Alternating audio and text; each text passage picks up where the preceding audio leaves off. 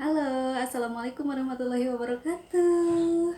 Ketemu lagi sama aku, Mama Rey, dan bayi aku namanya Lea, umurnya 4 bulan. Halo mama-mama online, aku Lea. Nah, kali ini Mama Rey akan membahas tentang TB paru pada anak dan bayi, atau juga bisa disebut kalau sehari-harinya itu namanya flek ya, flek pada bayi atau anak. Nah, apakah itu berbahaya ataukah menularkah atau bisa disembuhkan tanpa obat, bisa sembuh dengan sendirinya? Semua itu banyak pertanyaan-pertanyaan yang akan kita bahas di sini. Tapi jangan lupa sebelumnya like, subscribe dulu ya channelnya. Terima kasih. Ya, sebelumnya Mama Re mengucapkan banyak-banyak terima kasih kepada mama-mama semua atau teman-teman semua yang udah klik judul ini dan yang udah like subscribe channel aku. Terima kasih ya, semoga ilmunya dapet, pahalanya dapet. Oke, nah untuk TB paru atau flek pada anak dan bayi itu memang sekarang memang sangat udah banyak lagi ya, apalagi di Jawa Timur itu ada di suatu kabupaten itu menjadi KLB, banyak banget yang terkena TB pada anak dan bayi. Nah, memangnya itu bisa menular. Ternyata TB paru itu atau flek itu memang sangat menular pada bayi.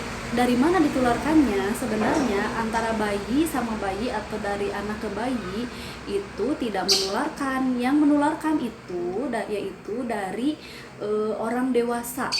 Di sekitar, di lingkungan atau di tempat tinggal si kecil ada orang dewasa yang mengidap penyakit TB yang sedang pengobatan pun itu dapat menularkan, karena si TB paru itu bakteri yang mengendap di dalam tubuh yang terkena penyakit itu, dia bisa terbang di udara beberapa jam, kemudian bisa terhirup atau terisap sama si bayi atau si anak. Jadi si bakteri TB itu yang dikeluarkan oleh mereka yang sedang memiliki penyakit TB paru itu dapat terhisap oleh si kecil. Maka dari itu yang punya penyakit orang dewasa yang punya penyakit TB paru itu harus waspada dan hati-hati, jangan batuk sembarangan, bersin sembarangan, walaupun berbicara, bernyanyi, berteriak segala macam itu. Kalau yang punya penyakit TB itu orang dewasa itu harus memakai masker dan budayakan tutup mulut ketika batuk atau bersin. Kemudian juga harus sadar diri juga, yang ada di sekitarnya itu jangan banyak ngobrol-ngobrol sama si kecil, bayi atau anak kayak gitu, karena penularannya lewat cairan yang di atas udara, yang bakterinya di udara kemudian ke si kecil, menularkan ke si kecil. Nah, kenapa bayi bisa terkena TB?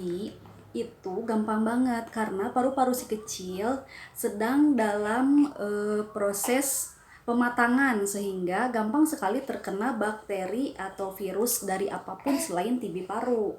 Jadi gampang banget si kecil terkena penyakit apapun selain TB, apalagi TB yang sangat menular itu gampang banget terkena penyakit TB paru ataupun terkena penularan TB paru.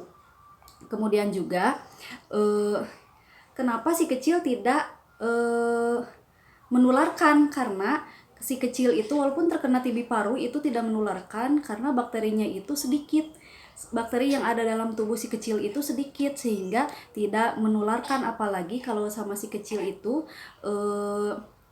gejala-gejalanya itu hampir tidak terlihat, bahkan tidak ada gejala sama sekali. Apalagi kalau bayi itu cuma 1-2 gejala aja yang terlihat.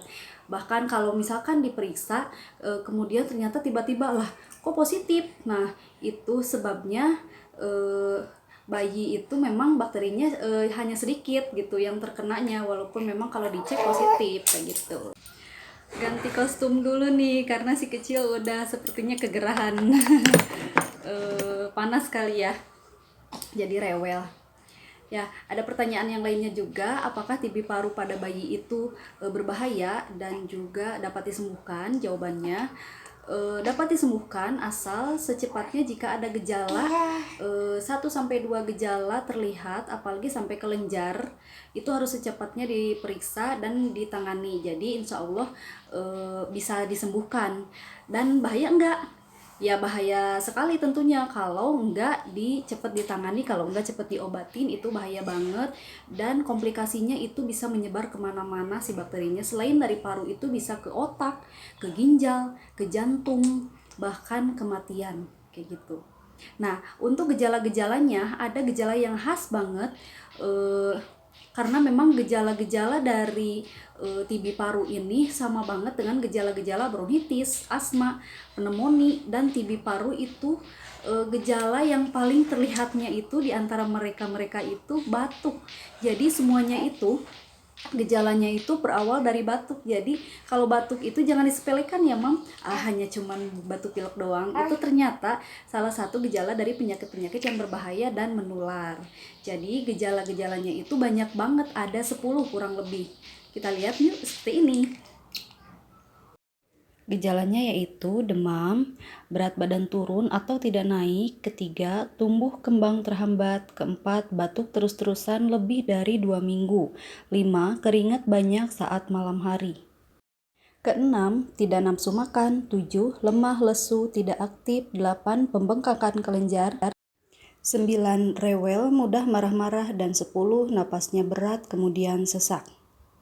Nah gitu mam, banyak banget kan gejala-gejalanya. Nah, ketika mama mengetahui gejala-gejala tersebut, kurang lebih sampai 5 gejala ada di tubuh si kecil, itu harus secepatnya diperiksa ke dokter.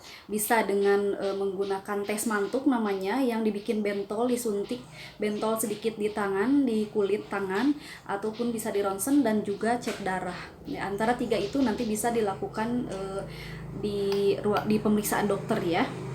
Jadi jangan sepelekan batuk. Semoga aja kalau cepat diketahui, walaupun cuma batuk. Oke baik, terima kasih mama-mama semua, semoga bermanfaat ya. Udah rewel banget nih. Kalau ada pertanyaan silahkan komen di kolom komentar ya. Semoga bermanfaat. Jangan lupa like, subscribe dulu channelnya. Wassalamualaikum warahmatullahi wabarakatuh.